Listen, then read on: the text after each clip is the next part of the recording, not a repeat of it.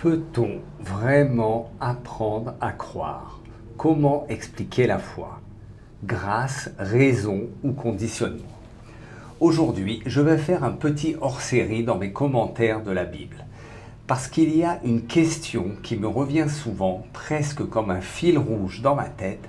Peut-on apprendre à croire? Est-ce que la foi, c'est quelque chose qu'on reçoit d'un coup, comme une étincelle mystérieuse? Ou est-ce que ça s'entraîne un peu comme on apprend une langue, un instrument, une discipline? On est souvent dans une tradition, on entend des récits, on vit des rituels. Mais est-ce que ça suffit pour croire? Peut-on décider de croire? Ou bien la foi échappe-t-elle totalement à notre volonté?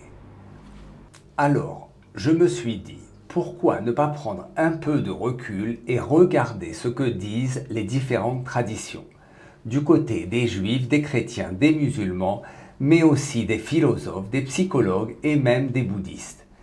L'idée, ce n'est pas de donner une réponse toute faite, mais de parcourir ensemble plusieurs visions, parfois contradictoires, qui éclairent cette grande question. La foi, ça s'apprend ou ça se reçoit? Nous allons commencer par explorer les trois grandes traditions abrahamiques qui sont souvent vues comme les plus influentes sur la question de la foi. Dans chacune de ces religions, la foi est abordée de manière différente. Le judaïsme met l'accent sur l'étude et la raison. Le christianisme parle de la foi comme d'un don de Dieu, mais aussi comme d'un acte personnel. L'islam offre une vision de la foi à la fois pratique et intérieure, soulignant la purification de l'âme. Nous allons voir comment chaque tradition aborde cette question. Peut-on vraiment apprendre à croire? Est-ce que la foi est un acte de volonté, un don divin ou quelque chose que l'on doit cultiver au quotidien? C'est ce que nous allons découvrir ensemble en abordant ces trois perspectives. Pour les chrétiens, la foi peut être vue sous plusieurs angles. D'un côté, saint Augustin considère la foi comme une grâce divine. C'est un don de Dieu que l'on reçoit et qui échappe à notre volonté. La foi ne s'enseigne pas, elle se reçoit comme une lumière soudaine qui éclaire notre cœur. C'est un peu comme tomber amoureux. On ne le décide pas, ça nous tombe dessus. Ou autre exemple, comme une inspiration artistique. Soudain, une mélodie s'impose. Ou comme le rire, il éclate tout seul lorsqu'on est touché. Mais Thomas d'Aquin, un autre grand penseur chrétien, nuance cette approche. Il dit que la foi ne se crée pas toute seule, mais que l'on peut la préparer, la cultiver par des exercices comme la lecture, la prière, la fréquentation d'une communauté. Ce n'est pas quelque chose que l'on fabrique, mais on crée un terrain fertile. Par exemple, un jardinier qui arrose sa terre en attendant la pluie, ou comme un athlète qui s'entraîne chaque jour, même avant la compétition, ou encore comme un musicien qui répète ses gammes sans savoir quand l'inspiration viendra. Et puis il y a Martin Luther, un autre grand théologien chrétien, qui a remis en question l'autorité de l'Église et insiste sur la foi personnelle. Pour lui, la foi n'a pas besoin d'intermédiaire. Elle est directe, personnelle et chaque individu doit avoir une relation personnelle avec Dieu. Dans la tradition juive, Maïmonide est une figure centrale. Il voit la foi en Dieu comme étant étroitement liée à la raison et à l'étude. Croire, c'est comprendre, c'est apprendre la Torah, comprendre la loi divine à travers l'étude et la réflexion. La foi ne se trouve pas seulement dans les rituels, mais dans l'effort intellectuel pour comprendre le monde et la volonté de Dieu. Alors, voici un exemple. Un scientifique qui découvre l'univers, plus il comprend, plus il s'émerveille. Ou alors un médecin, plus il apprend la complexité du corps humain, plus il respecte la vie. Mais il existe aussi d'autres courants dans le judaïsme, comme le chassidisme, qui propose une vision différente de la foi. Le chassidisme, fondé par le Baal Shem Tov, insiste sur l'aspect mystique et personnel de la foi. Pour lui, la foi n'est pas seulement une question de raisonnement ou d'étude, mais d'union directe avec Dieu, une expérience spirituelle accessible à tous, même aux plus simples. Exemple, un artisan qui au début maladroit finit par trouver la maîtrise dans la répétition de ses gestes. Ou alors un sportif dont les gestes deviennent fluides après de longs mois de pratique. Dans l'islam, Al-Ghazali, un grand philosophe et théologien, explique que la certitude de la foi ne vient pas d'arguments rationnels. Elle naît d'une purification intérieure, d'une pratique régulière d'une discipline spirituelle. La foi se trouve dans la purification de l'âme, dans un travail intérieur. Comme par exemple un sportif. La force ne vient pas au premier entraînement, mais après des mois de discipline. Ou comme un artisan, au début maladroit, mais dont les mains deviennent habiles à force de répéter les gestes. Mais dans la même tradition islamique, Ibn Arabi, un mystique soufi, voit la foi d'une manière encore différente. Pour lui, la foi est un chemin d'amour et d'unité avec Dieu. Il ne s'agit pas seulement d'un acte de pratique ou de purification, mais d'un profond voyage spirituel, d'un amour inconditionnel pour Dieu.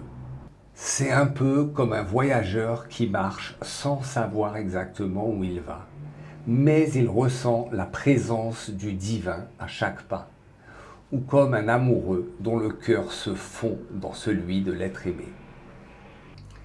Alors, après avoir exploré les perspectives des grandes religions abrahamiques, il est maintenant temps de prendre un peu de recul et de regarder ce que disent les philosophes et les psychologues sur la foi. Chez les philosophes, la foi est souvent abordée comme une question de raison, de choix ou même de conscience morale. Pensez à des penseurs comme Kierkegaard qui parlent du fameux sceau de la foi, ou Spinoza qui affirme que la croyance s'impose à nous par la logique. Quant aux psychologues, des figures comme Freud et William James ont des visions très différentes de la foi. Pour Freud, la foi n'est qu'une projection des désirs humains, alors que pour William James, elle peut surgir d'expériences intenses et transformantes. Nous allons découvrir ensemble comment ces grands penseurs abordent la question « Peut-on vraiment apprendre à croire ?»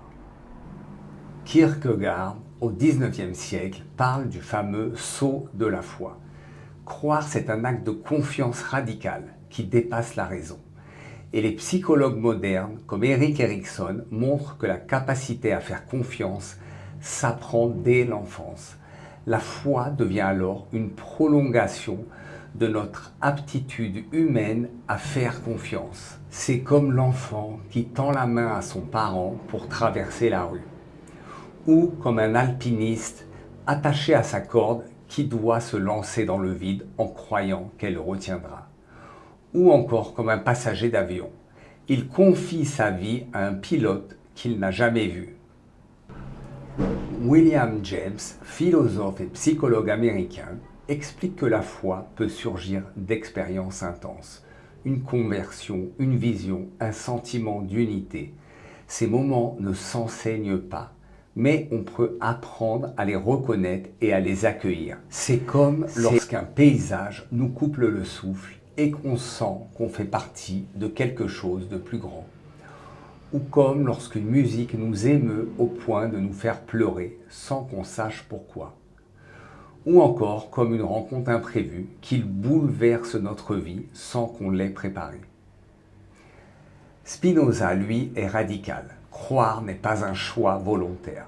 Quand une idée s'impose comme vraie, on y adhère automatiquement. On ne peut pas se forcer à croire une chose qu'on juge fausse.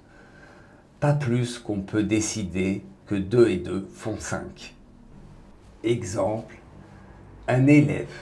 Il peut faire semblant d'accepter un calcul faux, mais au fond de lui, il sait si c'est vrai ou faux. Ou comme quelqu'un qui lit une nouvelle, Si elle lui paraît invraisemblable, il ne peut pas y croire, même s'il aimerait bien. Ou encore comme une personne qui goûte un plat. Impossible de décider qu'il est sucré si en réalité il est salé. Freud, dans L'avenir d'une illusion, voit la foi comme une projection de nos désirs. Le désir d'être protégé, consolé. Et Durkheim ajoute que croire, c'est d'abord participer à une communauté, partager des rites, des fêtes, des symboles. Comme par exemple à Noël. Certains y croient spirituellement, d'autres pas. Mais tout le monde partage chants et repas. Ou comme un match de foot, même si on ne croit pas que son équipe est la meilleure, on chante et on vit la ferveur avec les autres. Ou encore comme un mariage, au-delà des croyances. La cérémonie unit les gens par un rituel collectif. Enfin, le bouddhisme propose une autre approche. Le Bouddha disait « Ne croyez pas mes paroles simplement parce que je les dis. Testez-les par vous-même. » Ici, la foi n'est pas une fin, mais un point de départ. On fait d'abord confiance à l'enseignement, puis on le vérifie par l'expérience. Croire, c'est pratiquer. C'est par exemple comme apprendre à méditer. Au début, on suit les instructions, puis on découvre soi-même les effets. Ou comme cuisiner. On peut lire une recette 100 fois, mais il faut la tester pour vraiment savoir. Ou encore comme apprendre à nager. Il faut entrer dans l'eau pour comprendre ce que ça veut dire flotter. Alors, peut-on apprendre à croire? Pour Augustin, la foi est un don, une grâce divine. Pour Thomas d'Aquin, elle se cultive notamment à travers des habitudes spirituelles. Maïmonide voit la foi comme un produit de la raison et de l'étude.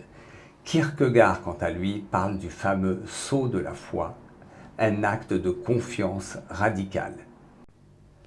Al-Ghazali nous dit que la foi naît d'une purification intérieure. Spinoza affirme que nos croyances s'imposent à nous selon notre compréhension de la vérité. Pour Freud et Durkheim, la foi est profondément humaine et sociale, enracinée dans les rituels et les besoins psychologiques. Et enfin, le bouddhisme nous invite à expérimenter plutôt que de croire aveuglément. Au fond, croire, ce n'est pas nécessairement posséder une certitude. C'est oser avancer sur un chemin, un peu comme un voyage. On ne sait pas exactement ce qu'on va découvrir, mais c'est en marchant qu'on apprend à voir le paysage. Ou comme apprendre un instrument. Au début, c'est difficile, mais c'est en pratiquant que la musique prend vie. Et vous, qu'en pensez-vous? Peut-on apprendre à croire ou est-ce que la foi ne se transmet que par grâce? Dites-le moi dans les commentaires, je lirai vos réponses avec attention. Et si ce débat vous intéresse, n'oubliez pas de vous abonner pour ne pas manquer les prochains épisodes. À bientôt!